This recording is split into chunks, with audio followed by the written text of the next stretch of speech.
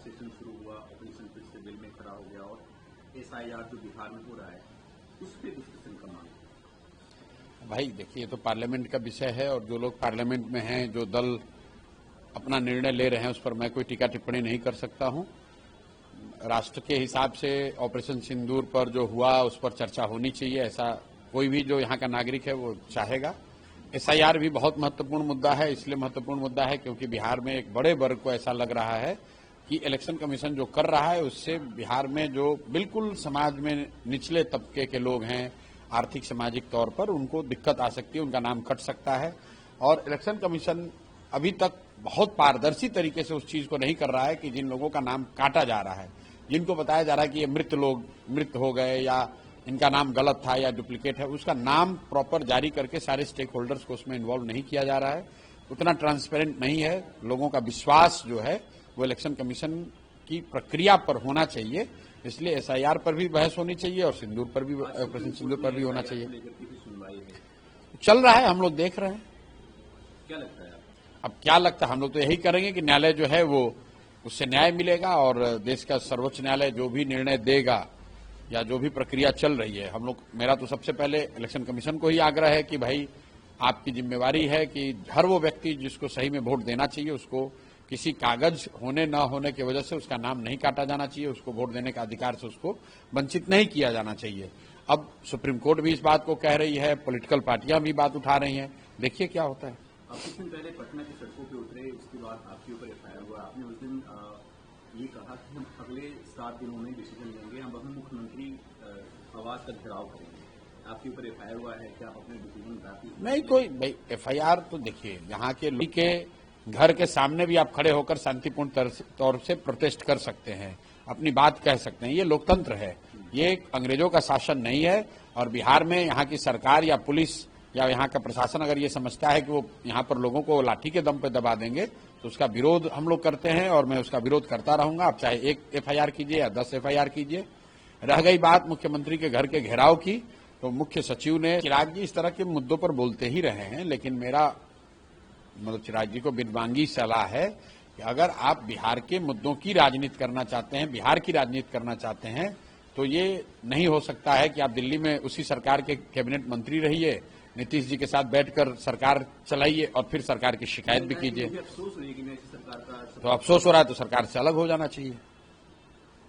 CM भी सुरक्षित नहीं, उनको भी धमकियां मिल रही है। मैं ऐसा नहीं मानता हूं। ये सब जो डिप्टी सीएम वगैरह इस तरह की बात कर रहे हैं, शायद कोई फोन आया हो, मैं जानता नहीं हूं, लेकिन ज्यादातर लोग जो सरकारी जनता के पैसे पर सरकारी खर्च पे सुरक्षा लेकर चलते हैं, मेरा अपना अनुभव यह है कि ज्यादातर लोग सुरक्षा से ज्यादा इसको स्टेटस सिंबल के तौर पर देखते हैं और जनता के पैसे से आप अपने आप को सुरक्षा के थ्रेट के नाम पर एक बहुत बड़ा काफिला और बहुत बड़ा लोग और संसाधन लेकर चलते हैं। जरूरत इस बात की है कि बिहार में लोगों की सुरक्षा हो। नेताओं की सुरक्षा में ही सारा फोर्स लगा रहेगा तो लोगों की सुरक्षा कब होगी? दिन दहाड़े लोगों की हत्या की जा रही है, लूट हो रहा है और नेता खुद के लिए ही घबराए हुए हैं। अरे भाई, जब जनता को सुरक्षा नहीं, जनता सुरक्षित नहीं है तो नेता सुरक्षित रहे या न रहे।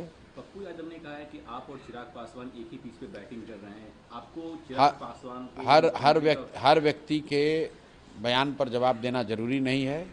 कुछ लोग होते हैं जिनको हर विषय पर बोलने की आदत होती है, इसलिए ऐसे लोगों के बात पर टीका टिप्पणी करना समय बर्बाद करना है। सीएजी रिपोर्ट आया जिसमें 70,000 करोड़ का कोई लेखा जोखा नहीं है। बिल्कुल, इस पे मैं ये कह रहा हूँ, ये दिखाता है कि कहीं न कहीं सरकार यहाँ की कितनी नकारा है कि एक ओर आप बात कह रहे हैं कि आपको पैसा नहीं मिल रहा है, एक ओर आप जनता को परेशान कर रहे हैं कि हमारे पास संसाधन नहीं है, बिहार गरीब राज्य है, और उसी बिहार में पिछले 5-7 वर्षों में 70,000 करोड़ रुपया जो गरीब जनता का, बिहार की जनता का है, उसका लेखा जोखा नहीं है, उसका कोई। और ये सीएजी अगर कह रहा है तो ये दिखाता है कि सरकार में बैठे हुए लोग, सरकार के अफसर कितने नकारा, कितने भ्रष्ट हैं और इसकी जांच होनी चाहिए, इस पर कार्रवाई होनी चाहिए। तेज प्रताप यादव ने अकेले चुनाव लड़ने का ऐलान किया है, वो महुआ से लड़ेंगे। वो पीला टोपी और पीला गमछा जो आपका सिंबल है, तेज प्रताप जी अपने मन के मालिक हैं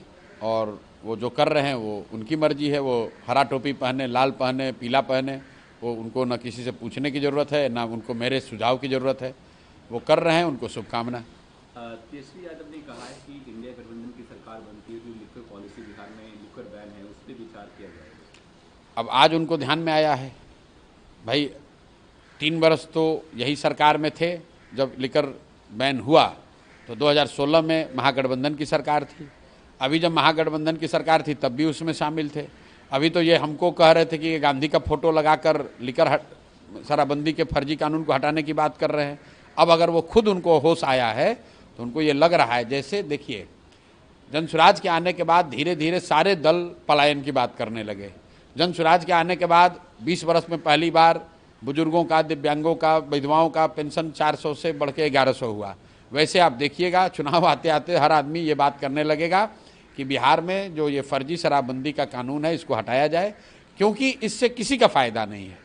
शराबबंदी के फेवर में अगर कुछ आर्गुमेंट है उससे भी फ़ायदा नहीं है, क्योंकि शराबबंदी होती तब तो फ़ायदा होता। यहाँ तो फिर सिर्फ फर्जी शराबबंदी का एक कानून है जिसमें दुकान बंद है, होम डिलीवरी हो रहा है, सरकार का, बिहार के लोगों का 20,000 करोड़ का नुकसान हो रहा है, और ये 20,000 करोड़ रुपया बिहार के भ्रष्ट नेताओं के पास, अफसरों के पास जा रहा है, जो हर हालत में रुकना चाहिए, बंद होना चाहिए। सर, ये दिखाया जाता है कि जितनी भी पॉलिटिकल पार्टियां हैं जो बात आप कहते आ रहे हैं अब उसको दोहरा रही है, तो जनता किस पे विश्वास करेगी? नहीं, जनता को मालूम है किस पे उनको विश्वास करना है। कभी बिहार में 25-30 वर्ष में पलायन पे कोई चर्चा हुई क्या? जनता को मालूम है कि गांव में जाकर कभी लालू यादव ने, तेजस्वी यादव ने लोगों के बच्चों के पढ़ाई की बात करी है क्या? वो तो हमेशा ये कहते हैं कि हमको मुख्यमंत्री बनाओ, हमको आगे बढ़ाओ, हम आएंगे तो आपको ठीक करेंगे। नीतीश ने, मोदी ने आकर तो यही कहा कि आप हमको बनाओ, मोदी है तो मुमकिन है। प्रशांत किशोर, जनसुराज पहले व्यक्ति हैं कह रहे हैं कि नहीं, एक प्रशांत किशोर नहीं, 10 प्रशांत किशोर भी आएंगे तो तुम्हारा जीवन नहीं सुधरेगा। जब तक आप अपने बच्चों की चिंता नहीं करोगे, आप अपने बच्चों के पलायन के लिए, बच्चों के पढ़ाई और रोजगार के लिए वोट नहीं करोगे, जब तक आप पलायन को रोकने के लिए वोट नहीं करोगे, तब तक सुधार नहीं होगा। तो जब लोगों को ये बात समझ में आ रही है तो दूसरे दल भी पीछे से आ रहे हैं।